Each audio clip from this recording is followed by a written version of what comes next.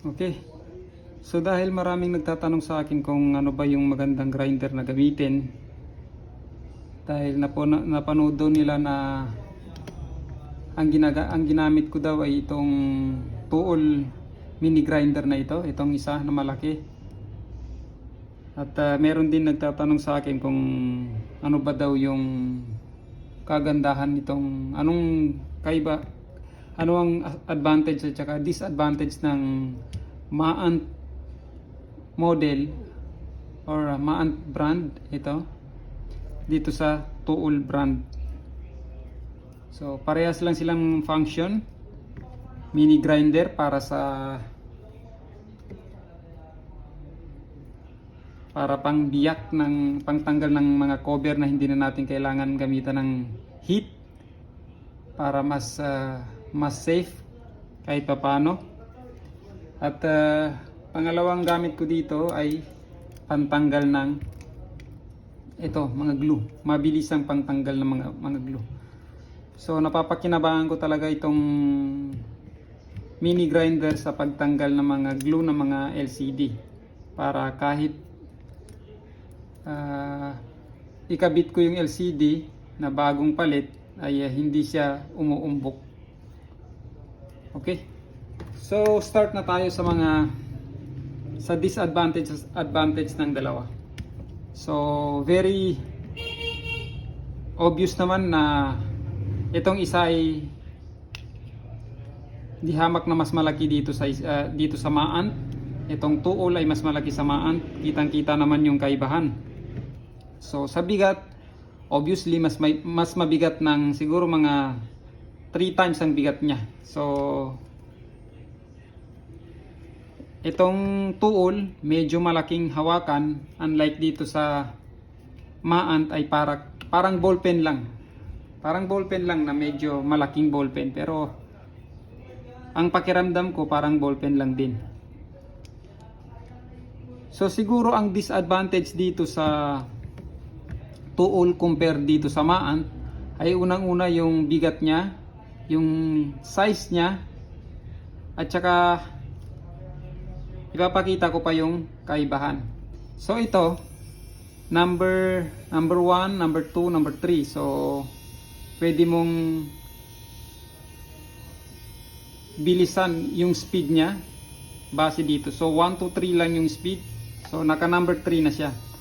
So pansinin nyo, ewan ko kung nakikita nyo, pero papaliwanag ko na lang. Pagka diniikot to ng matagal dito, mapapansin nyo na wala yung tunog. Ibig sabihin nag-fully stop siya. Fully stop, nagpo-fully stop itong pag-iikot niya. Nasa number 3 na yung speed niya. Tapos itong Maant, yan, pwedeng 1, 2, 3. So pareha sila, 1, 2, 3 lang din yung speed niya. Pero pagka pansin nyo dito, kahit anong diin ko, hindi, ayun, naputol yung paa niya, yung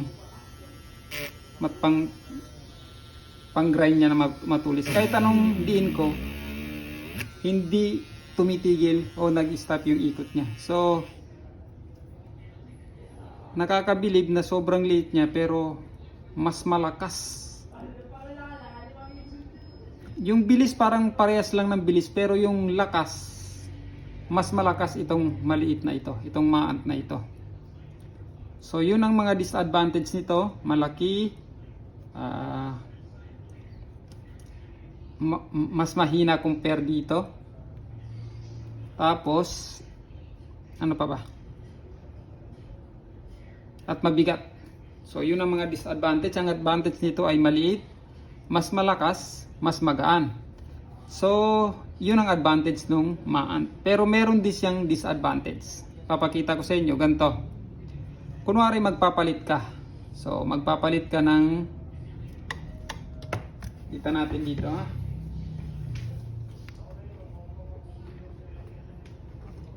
Ito. Kasi maraming bala yan, eh. Ayan. So kunwari gusto mong magpalit ng bala, hindi mo siya mabubunot agad-agad. Oh. So kailangan mo pang gamitan ng tool na nakakabit lang sa kanya. Parang ito yung para luwagan.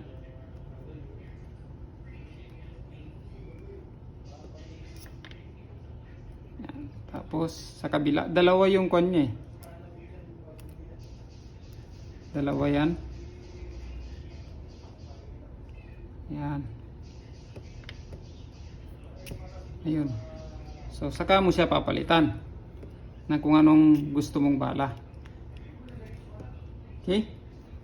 So yun ang unang, so ito yung disadvantage niya. Matagal magpalit. So ang advantage naman nitong isa, mabilis lang. Pipihit mo lang ito ng clockwise, counterclockwise. Bunutin mo na. Palitan. Okay na. So ang advantage nitong isa ay mabilis siya. Mabilis palitan. So ganun din naman, kaya din niyang gawin yung nagagawa ng maant. Kasi ito hindi ko pa to nagagamit eh. Ito hindi ko pa to nagagamit. Pero nabilib lang ako na mas malakas siya. At mas marami siyang advantage. Ito naman ang pinaka nagustuhan ko dito, yung advantage niya ay yung napakadaling palitan. So pagka technician ka, alam mo kung gaano kahasil yung magpalit ng ganito.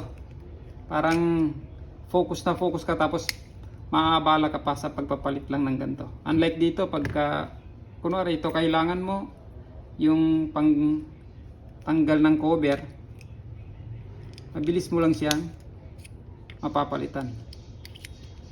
Ito hindi, kasi kailangan mo pang pihitin yung kanyang parang lock. Yan. So medyo matagal. Pero kahit saan man sa dalawa na ito, magagampanan niya yung trabaho na dinesign para sa kanya. Kahit saan dito sa dalawa na to. Pang grind mo sa pyesa, yung mga jetag pwede rin to. Panglinis dito pwede rin. Panglinis sa mga glue. So ipakita ko sa inyo kung paano ako naglilinis ng glue. Sayang naputol na kasi yung kan. Ito.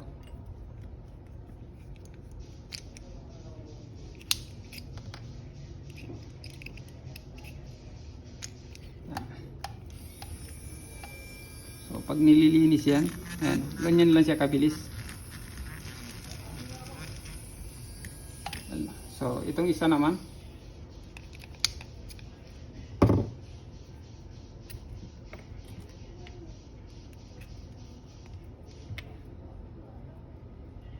yung sinasabi ko sa inyo, matagal siya, kailangan pang pihit-pihitin. Kabilaan yan kasi baka madisgrasya kayo at tumapon. Pero mas malakas siya kahit maliit. Yan. Number 1 lang naman.